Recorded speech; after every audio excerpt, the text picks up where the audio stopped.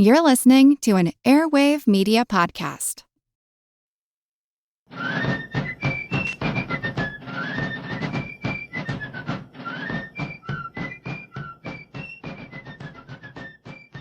Hello, and thank you for joining this special edition of the American Revolution. This week I'm joined by Norman Poser, who is the author of a new book called From the Battlefield to the Stage, The Many Lives of General John Burgoyne. Mr. Poser is a professor emeritus at Brooklyn Law School. I had the opportunity to speak with him via Zoom about his new book on General John Burgoyne. Mr. Poser, welcome to the American Revolution podcast. Well, thank you for inviting me. So, John Burgoyne, the British general from the American Revolution, what drew your interest to him in the first place? I was working on a book, researching a book at the Morgan Library in New York on theater in London in the 18th century. I came across a letter which really surprised me. I'll just read you the first sentence, two sentences of it. This is what Burgoyne wrote to the theater manager and actor David Garrick. Burgoyne had written a play. What he was writing about was the production of the play and the terms that they would have together. And he wrote this.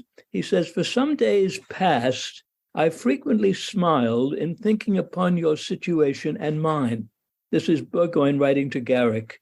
"It is something like that of two lovers who flutter at the thoughts of an interview where a proposal is to be made. They feel awkward and hesitate and procrastinate and always resolve to explain the next time they are alone." Well, that letter, first of all, I thought maybe it was somebody called Burgoyne, not the general who surrendered his army at Saratoga, but it was the same person. I thought the letter was so interesting, first of all, that this man was a playwright as well as a general. And secondly, the style, which I try to give you an idea of, that's how that letter begins, and also his generosity, because he said in the letter he wanted any proceeds that were due to him to go to a fund that Garrick, the actor manager, had set up for the help of indigent actors and their families. So I was interested. I found out that no biography has been written in over 40 years. And so I decided to do it. I know most men who rise to the level of general in the British military at this time were of a noble background, but Burgoyne was not. Burgoyne came from a family of soldiers. I think his grandfather was a baronet, which is not exactly a nobleman, but something close to it, because he would have the title of Sir John Burgoyne. Burgoyne came from that family. He was not a nobleman, but he was something above the normal commoners. He was educated for 5 years, from the time he was 10 until he was 15, at Westminster School, which was really the training ground of the elite in England at the time. It was more important than, say, Eton was at that time. He was certainly not lower class, but he was not of, the upper strata of wealth or family in Britain either. For many people like that, it was important for them to have somebody who of wealth and power who took an interest in his life. And I guess Baron Bingley was that for Burgoyne. Baron Bingley comes into the story because he knew Burgoyne's mother very well. And when he died, which was when Burgoyne was about 9 years old, his will showed that he left a great deal, an estate to Burgoyne's mother. And he also had another provision in the will. This baron only had one legitimate child. That was a girl. He wrote that if she didn't marry, then he made Burgoyne his heir. And there was a rumor going around, the baron was Burgoyne's father, not the husband of his mother. The benefits that he gave to Burgoyne's mother and treated Burgoyne as almost like a son would indicate that there was a strong possibility that he was Burgoyne's father. But I don't know that Burgoyne ever met him. I guess he had some financial benefit from the fact that his mother inherited some money through the family, but that may have been about it, I guess. That's right. Burgoyne is raised in a way that gives him advantages over a lot of other people at the time. And he joins the army at what age? About 15, as an officer. And as an officer, because obviously he had the money to buy a commission, which was the norm at the time. I guess the first real military challenge for Burgoyne was the 7 Years' War. By that time, he was a lieutenant colonel in the army.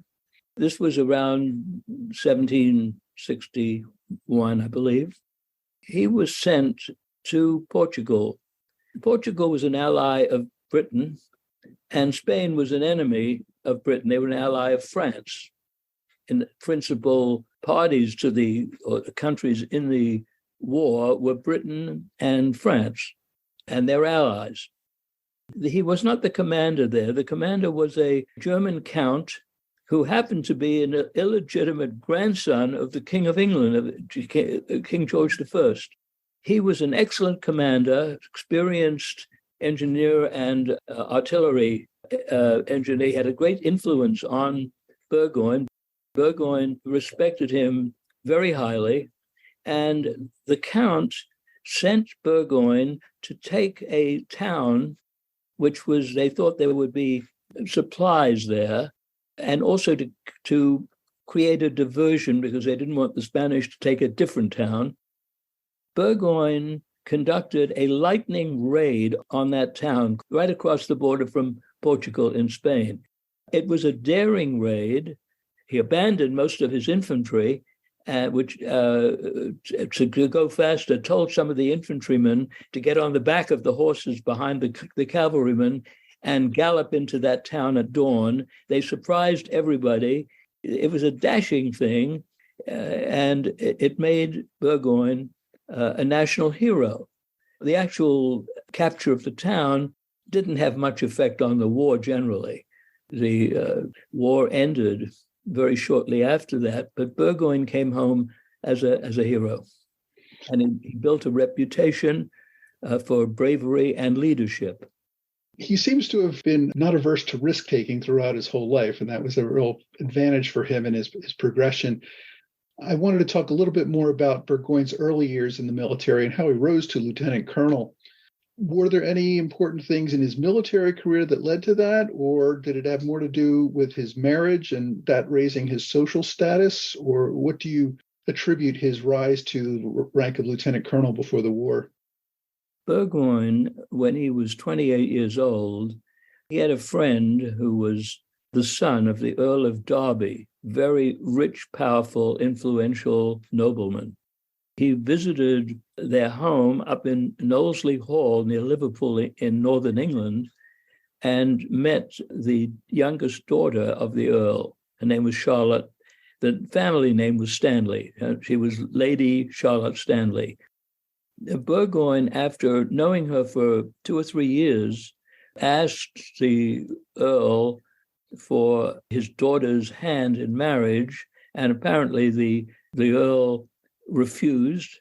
While he was a fine gentleman, a young man, but he wasn't a nobleman, and he didn't have a huge amount of money.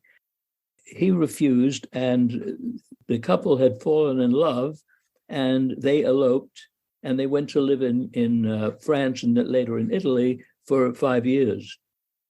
When they got back, the war had started. This was the 7 Years' War. This started around 1756. Burgoyne, who had resigned his commission when he got another commission, probably through the help of the Earl, who finally was reconciled to the marriage and accepted Burgoyne into his family.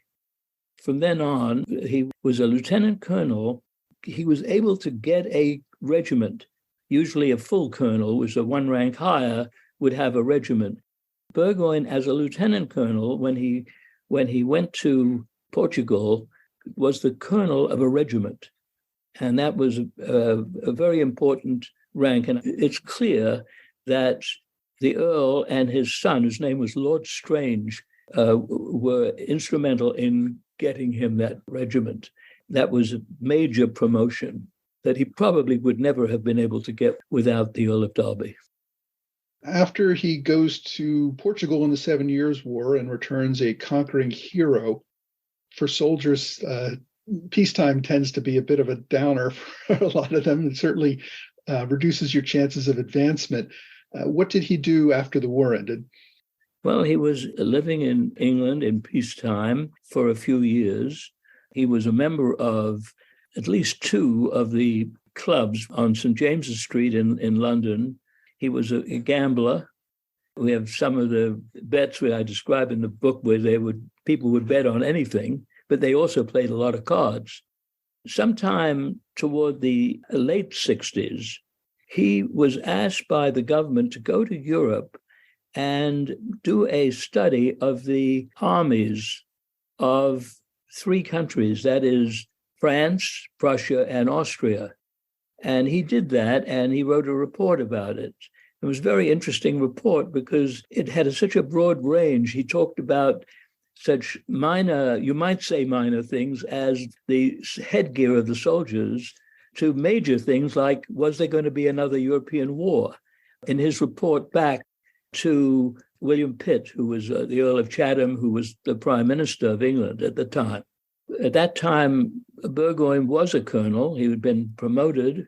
Having written that report and observed the armies of those three countries, he had respectability as a soldier with a mind, an intellectual soldier, which he was. He was very broad-based. I would mention one thing about that tour he made. When he went to Austria, Austria had been an enemy of Britain in the 7 Years' War. He learned that there were to be maneuvers of the Austrian army, and the Emperor of Austria was going to be there. This was a very secret matter. The Emperor of Austria didn't want any, even his own generals, unless they were directly involved in what he was doing. He didn't want them there. Burgoyne somehow or other snuck in. That was a very reckless act. If he had been discovered, it might have even caused an international crisis of some kind. But he got away with it. It's not clear how he did it, but in his report back, even in a letter he wrote right afterwards, he mentions that he got into this secret maneuvers. One of the other things that a lot of military officers, at least particularly high-ranking ones, did at the time, which is unusual for us in modern-day America, was that they also served in Parliament. Burgoyne joined Parliament after the war as well. Burgoyne had been a member of Parliament from the very early 60s, even while the war was still going on. He had a friend who was either a baronet or a nobleman who owned a borough. That was the way things worked in England in those days. People could buy a borough, and if you bought a borough, you bought it with all the tenants in it. They more or less had to vote the way the owner wanted them to. So that's how he got his first membership in Parliament. 7 years later, in 1768, I believe, his friend died. He'd been killed in a British raid on an island off the coast of France called Belle Ile. Burgoyne was there. His friend was no longer around, so he couldn't keep that borough.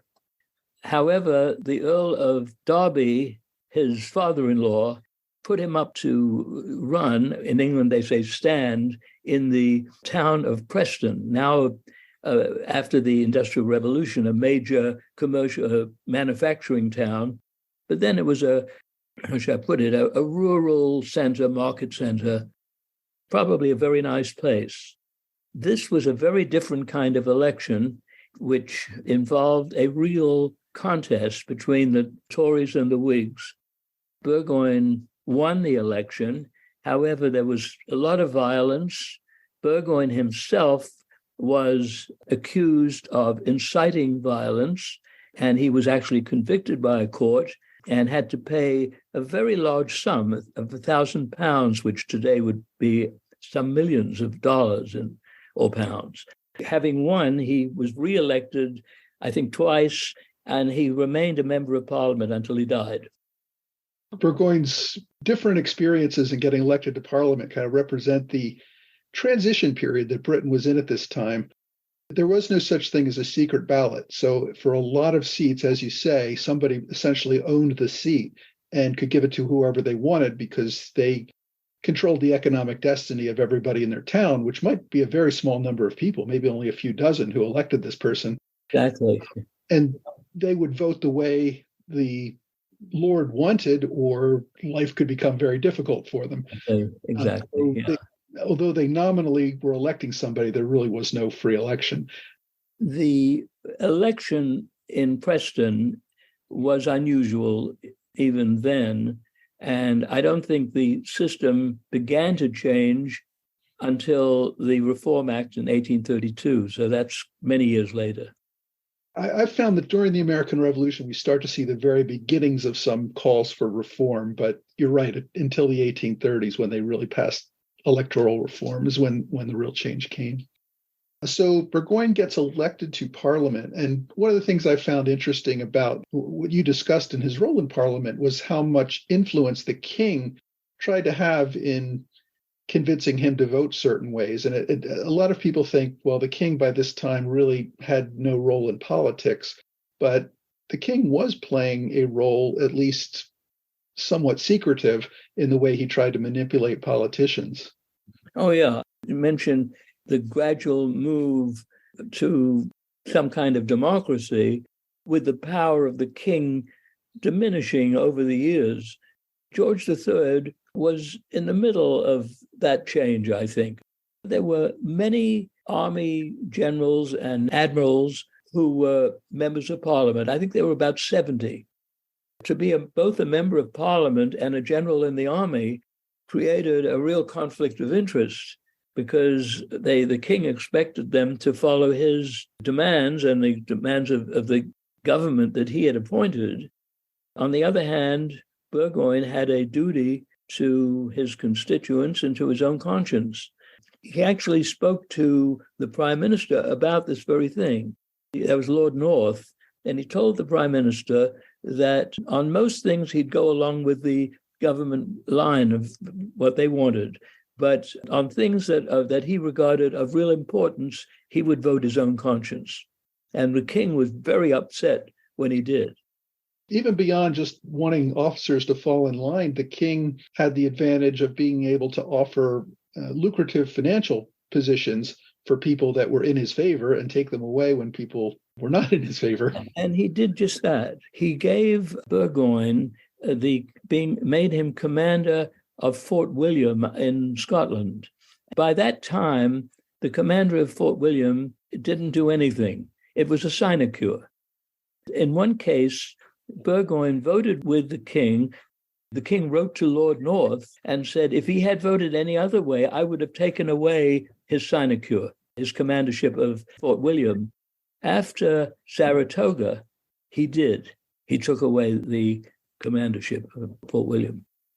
I mean, that really shows that the king had a lot of political influence over Parliament because he could basically make or break the lives of many individuals unless they came from independently wealthy families. Absolutely.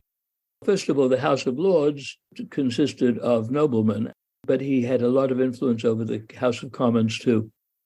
So about this same time, I believe Burgoyne begins his career as a playwright. He made 3 trips to America, the last one being the one which ended in his surrender at Saratoga. A year before the first one, in 1774, he wrote a play, the one that when I mentioned the letter he wrote to David Garrick at the beginning of our discussion, that was the play. It was called The Maid of the Oaks, and it was written for a wedding party, a huge wedding party that Burgoyne managed, and he was sort of like the producer of it. It's a huge major thing. But the play was later on shown. It was his first play that was shown at the Drury Lane Theatre, which was one of the 2 biggest theatres in London. Seems like Burgoyne really enjoyed that, as we'll see later in his life. But things as they happen do interfere, like a war in America. By this time, I believe Burgoyne was Major General, or was he promoted to Major General just before he left for Boston in 1775? He became a Major General a few years earlier, 1772, I believe. Many of the generals who went to America and who were also members of Parliament had expressed concern or sympathy, I guess is the word, for many of the colonists' protests and were against many of the harsher measures that were taken against the colonies by Parliament. My impression is Burgoyne was not among those, that he was more of a hawk. That's right. When the Stamp Act, which had been passed, I believe in 1765, which caused the first real unrest in America leading to the revolution, then they repealed it. But Burgoyne was against the repeal of the Stamp Act. He was solidly behind the King and Lord North as far as the revolution was concerned. So he was one of three major generals who were sent to Boston shortly after the outbreak of violence. The three who went over were General Howe, General Clinton, and General Burgoyne. And of course, who was it? General Gage, maybe you're thinking of. Gage was in command of Boston. Thank you. Was the commander in Boston. Yeah, being about fourth in line in Boston left him without a whole lot to do. Well, Gage was still in charge, but then shortly after that, Howe was appointed the commander-in-chief. Gage knew his days were numbered when the other three arrived, though. I think that's right. And actually, Burgoyne, who didn't pull his punches, wrote back to England that Gage wasn't doing much there and probably ought to be replaced. Not that he thought that Burgoyne, would replace Gage at that point. And I don't think he was wrong in that. Gage was kind of a little more passive than a lot of British leaders would have liked. But it does also, to me, seems to be a common theme that British officers improve their own advancements by bad-mouthing their superiors in the nicest possible way. So that I think he's a wonderful guy, but I wouldn't have done it as horribly as he did. Well, certainly Burgoyne was very good at working the system. But so far as I know, I mean, what I've seen, he was accurate. Gage was not the guy to win.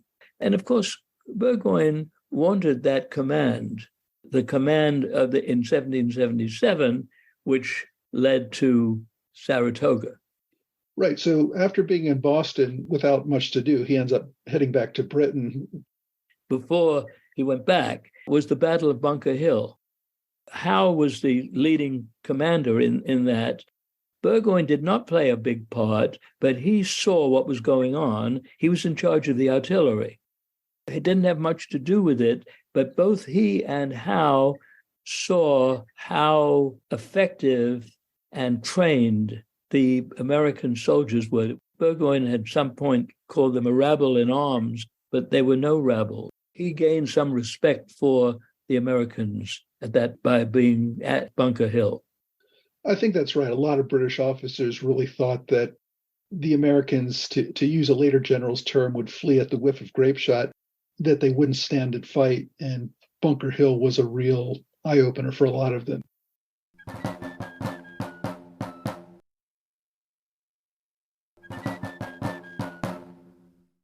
Burgoyne was frustrated that he did not really have a command role, had no likelihood of receiving one anytime soon, because even if Howe somehow got knocked off, Clinton would be next in line for command. So he ends up going back to London to lobby for a command where he would actually have something to do in America. Well, yes, and he was asked to write a plan. This was we're back in late 1775, early 1776. But first of all, the Revolutionary War was in full bloom at that time. And secondly, the Americans under Benedict Arnold tried to take Quebec. They were unsuccessful. Carleton did a good job of stopping them. And they were also stopped by a blizzard. It was right in the middle of the winter that they did it. Burgoyne was sent back to America, but this time to Canada. Carleton was pursuing the fleeing Americans. Burgoyne was the commander of part of that army that was following the Americans. The big thing there was that in order to get into the northern part of the colonies, Fort Ticonderoga on Lake Champlain was key. Carleton decided, since the year was getting on, it was getting toward winter in 1776, he decided to go back into winter quarters. Burgoyne and other generals were extremely angry at his failure to attack Ticonderoga. He was frank in his assessment of Carleton. I think there again, he himself, the following year, did take Fort Ticonderoga. But at that time, his criticism of Carleton was quite understandable. When Burgoyne went back to London to give his plan, the war was primarily in New England, specifically right around Boston.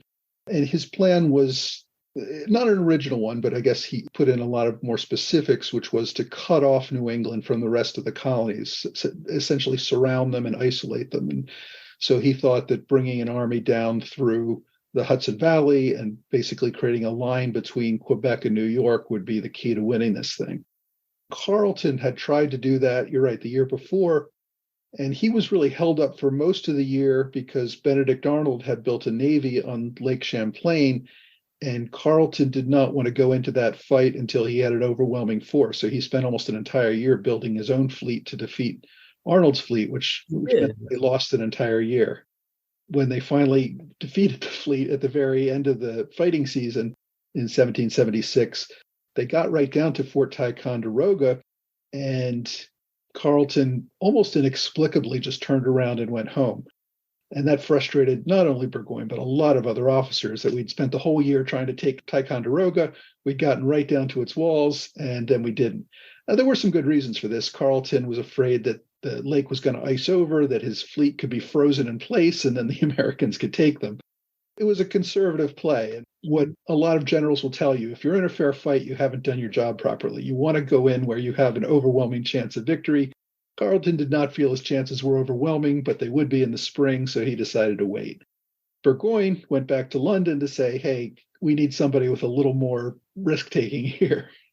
Well, yeah, Burgoyne, he was asked by Lord Germain, the Minister for the Colonies, to write a plan under which Britain would win the war in 1777. That's what he tried to do. That's what led to Saratoga. Burgoyne goes back to London. He gets approval to essentially take command of an army that's going to leave Quebec and march through the Hudson Valley and create this line of defense between Quebec and New York and achieve what they're trying to achieve here. Carleton really gets undercut. I guess Carleton and Germain had a lot of bad blood between them for a lot of reasons, and Germain was looking for an excuse to undercut him anyway. And when he saw Carleton's hesitation at taking Ticonderoga, he saw this as an opportunity to put somebody else in his place. And so Burgoyne becomes that person. Carleton is still in command in Quebec, but he's given specific orders that the invasion of New York is not for you. You're going to stay in Quebec, and Burgoyne's going to head this whole thing. Yes. So Burgoyne has this huge army that he's going to invade New York with. He sees this as his opportunity to become a national hero, to be the person who wins the American Revolution by not being afraid or intimidated or cautious, but by moving forward and really getting this done.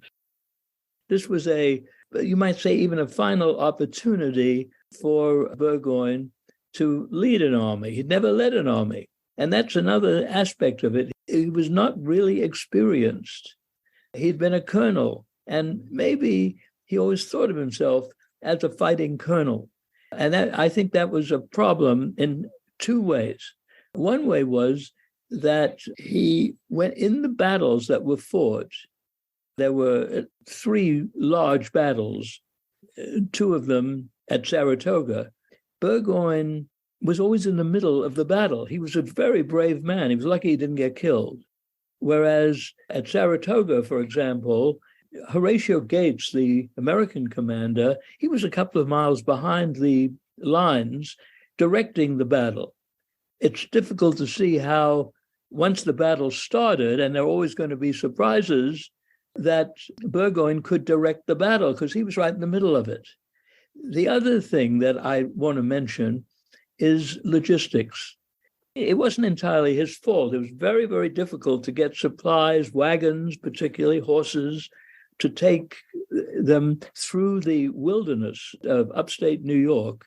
Within 2 weeks after they left Canada, they started on their way down into New York State. They didn't have oats for the horses. The men were hungry. It hadn't been properly provided for. Now, partly this was because Burgoyne was told that there were many loyalists in upstate New York and they would help them. That turned out to be untrue. There were loyalists, but the Americans intimidated them so much that they actually were unable or unwilling to provide real help. So you have an army. It wasn't all that big an army. It was 7,500 men left Canada.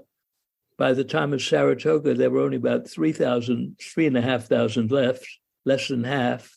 So they'd been killed, some deserters, some were just wounded. And they also had to leave men behind as garrisons for Ticonderoga and other forts. By the time they got to Saratoga, they were exhausted, hungry, and tremendously outnumbered by the Americans. Right, and this may be part of Burgoyne's inexperience or his character as a risk taker, but a lot of generals, when they saw the situation coming to their disadvantage, would have pulled back because their chances were getting slimmer and slimmer of victory. Burgoyne lost a fair number of people at Bennington. He lost another whole army that he expected to join up with him from Fort Stanwix. He continually lost men along the way. He could not keep his supply lines open because the Americans were constantly attacking his rear, his supply lines. And yet he did not want to pull back to Quebec because that was something that someone like Carleton would do. It's a matter of opinion. I agree with everything you said. I think, though, that it wasn't necessary for him to say to Carleton, I don't want to be another Carleton. He was, from the very beginning, he was very aggressive. And when he started, when he met the army at the very beginning of the campaign, he said, the one thing, we're never going to retreat. He said that. That was his state of mind, that he didn't want to retreat and he wouldn't. Right, because he was willing to risk it all for victory, and other generals wanted to take that risk. Yes. The other thing that Burgoyne, I think, was counting on was for General Howe in New York to come up and support him. But he learned when he was well into his journey that General Howe had sailed off for Philadelphia and wasn't going to be any help at all. And yet he pushed on. I've always cynically looked at Howe's action as one of, he didn't want to play a supporting role to Burgoyne's heroism. I don't think he necessarily wanted Burgoyne to fail, but he wanted to go off and find his own victory and get his own credit by taking Philadelphia rather than playing any sort of supporting role in Burgoyne's triumphant march through the Hudson Valley. Well, yeah. First of all, the plan which Burgoyne had prepared and which the king, among other people, definitely approved was that they would meet in Albany. That is, the two armies would join in Albany, and Burgoyne would place himself under Howe's command. As things happened, Howe was in touch with Germain in London. And of course, it's very difficult because it took several weeks each way to pass messages and give approval of changes in plans. But Howe got permission from Germain to go south instead of to go north. It may be that Howe, after Ticonderoga had been taken, which Burgoyne did without too much difficulty because the British decided not to defend it, he thought, well, Burgoyne can get along pretty well by himself. But Howe acted as if Burgoyne wasn't there. He didn't make any attempt to contact him after he started on his journey. He just acted on his own and went down to Philadelphia, which, although it was the capital of the rebel colonies, it had no strategic value, and he decided to go by ship. His brother was the admiral in charge of the Navy there. So the result of that was that he was completely out of touch with Burgoyne, and he left Burgoyne at nothing between Burgoyne and the American armies under Gates. Burgoyne was in a partly his own fault, maybe, but also if Howe had gone up to meet him, this could never have happened with the two armies together, but they were separated. And yes, Howe spent the winter in Philadelphia, but it didn't really do much good for the British cause. Right. I mean, General Howe, first of all, not only went to Philadelphia, but as you say, went by sea all the way down to Maryland and attacked from the south, which meant Washington wasn't distracted in northern Jersey while Burgoyne was moving through New York. Howe had orders to take Philadelphia quickly and then get back to help Burgoyne, which he apparently had no intention of doing. And it wasn't very practical as far as the timing is concerned. General Clinton, who was left in command of New York City, attempted to run some of his forces up the Hudson River to at least relieve pressure on Burgoyne, but he was woefully undermanned because Howe had taken most of the army with him to Philadelphia. And to leave some of the troops back in New York, he couldn't leave New York altogether. Right. So, but he essentially left a skeleton army in New York. And when Clinton scraped together enough force to make a move upriver, up the Hudson, Howe actually sent orders to Clinton to send more troops to Philadelphia. So, for what purpose? Yeah. Right. Yeah, he was it seemed like deliberately undermining the whole plan. You have to assign some blame to Lord Germain, who allowed this to happen. He gave Howe permission to go south. Right. Germain should have taken command of the whole thing and put some coordination in there, which he did not do. Yeah. I mean, the king himself wrote, a meeting in Albany, that's the main thing. And that was all ignored. But Burgoyne, to his blame, I guess, is that even though people were undercutting him the whole way, never said, well, maybe we do need to step back. Maybe we should retreat to Fort Ticonderoga and regroup. And he was never going to do that. Right. Forward or die. I just would add one other thing. He wrote to Germain. He said, well, if he had his choice, he would turn left instead of turning right as he was going south and attack New England. But he wasn't the kind of commander who would take things into his own hands and take that kind of risk. He wouldn't do that. He was much too imbued with the idea that it's the civilian ministers who decide things. If you think about a Napoleon, wouldn't have waited a minute. He'd go and take his arm and worry about the politics later. So yes, he was, in that way, he may have been a little bit too timid, although timidity isn't something you would describe Burgoyne as. Yeah, I always attribute that more to after the fact blame shifting, that Burgoyne thought he was going to take Albany hell or high water. And when he failed and his army was captured, he said, well, I really wanted to do something else, but I couldn't. Well, he did at the time, though. He did say that in a letter, but you're right. You're right.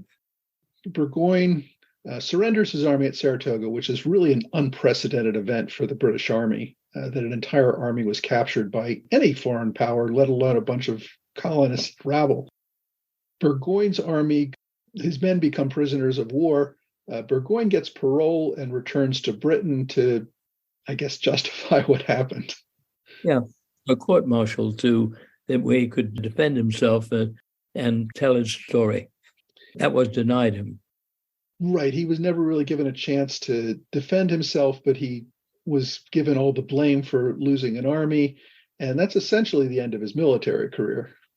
Well, yes and no. I mean, later on, when the Whigs under Charles James Fox took over the government, he was reinstated and was sent as commander-in-chief to Ireland. He was the commander-in-chief there for a year.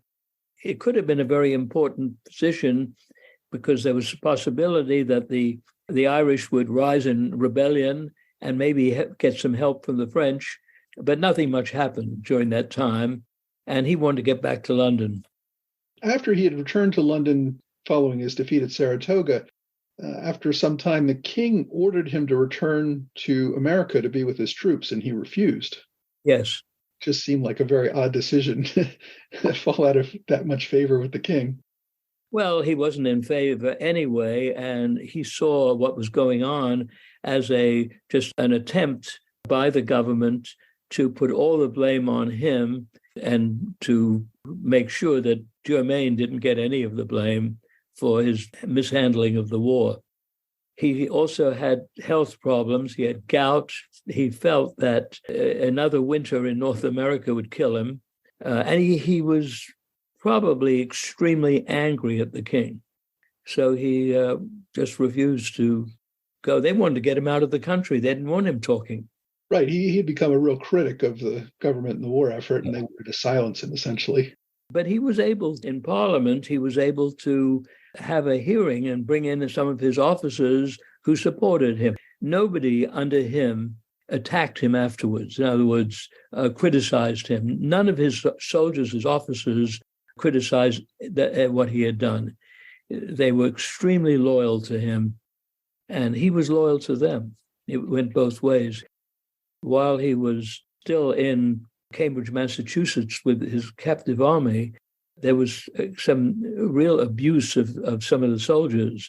And he asked the general in charge, the American general in charge of the captive army, to court-martial this officer. The American general agreed, and Burgoyne then said he would personally be the prosecutor. And he did a very good job. He lost, perhaps because the panel of officers were just 3 American officers.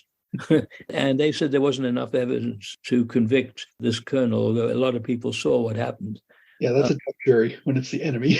But it's very interesting because it's another side of Burgoyne. He acted as a lawyer. He had no legal training, but I've read the transcript of the court-martial. He's very impressive. He actually called witnesses, cross-examined the defense witnesses, made an opening speech and a closing speech. He knew exactly what to do. Burgoyne then is back in Britain. His military career is over, at least as far as the American Revolution is concerned, even if he will get a second act later when the government changes. At this point, I believe he returns to his love of theater and turns his attention to being a playwright again. Yes, he wrote 3 more plays, all of which were produced at the Drury Lane Theatre. 2 of them are social commentaries, sometimes like the plays of Sheridan and Goldsmith. In parts, they're very funny. One of them, called The Heiress, was a great success and has been translated and shown in theaters in several European cities. I was surprised how easy to read those plays. I figured, well, in 18th century plays, it's going to be a lot of verbiage and so on. Not at all. They're very good. They're very good. I mean, they're not great plays, but I can understand why they were successful and that audiences enjoyed them. Being a playwright in this era was not particularly remunerative, and you actually mentioned that he had given away some of his money from playwriting to charities. How was he supporting himself at this time? Lord Strange, who I mentioned earlier, the son of the Earl of Derby, he died before his father died. And when the father died in his 80s, his grandson became the 12th Earl of Derby. He's chiefly known because he was the one who founded the Derby and also, well, he didn't found the Kentucky Derby, but that was his chief interest, was horse racing. But he was very close to Burgoyne. He was Burgoyne's nephew by marriage. Burgoyne, during this period, his wife had died in 1776, and they only had one child, a girl, and she had died years earlier at the age of 10. Burgoyne formed a relationship with a woman named Susan Caulfield, who was probably an actress and a singer. They had 4 children. This was all in the 1780s, after Saratoga. When Burgoyne died in 1792 at the age of 69, he didn't have very much money. The young Earl of Derby took over the support of the children. And one of them, there were a boy and 3 girls. The boy, whose name was John Fox Burgoyne, Fox was named after the English political leader Charles James Fox, who was a friend of Burgoyne. He became a general himself, Burgoyne's son. But the relationship between The Stanley family, which was the family of the Earls of Derby, was very close. He was very close to the 12th Earl of Derby. I can't tell you where he got the money from, but I strongly believe that he was to some extent supported by his nephew, the Earl of Derby, who they were very, very wealthy, owned estates and so on in England. Yeah, that makes a lot of sense. I think it was very common in that era for the very wealthy lords to help out friends and family. So he does die, as you say, not too long after the war in the early 1790s. What do you think Burgoyne's legacy is? There's so much interest in Burgoyne, even though the only big battle he ever fought, he lost, or campaign he lost.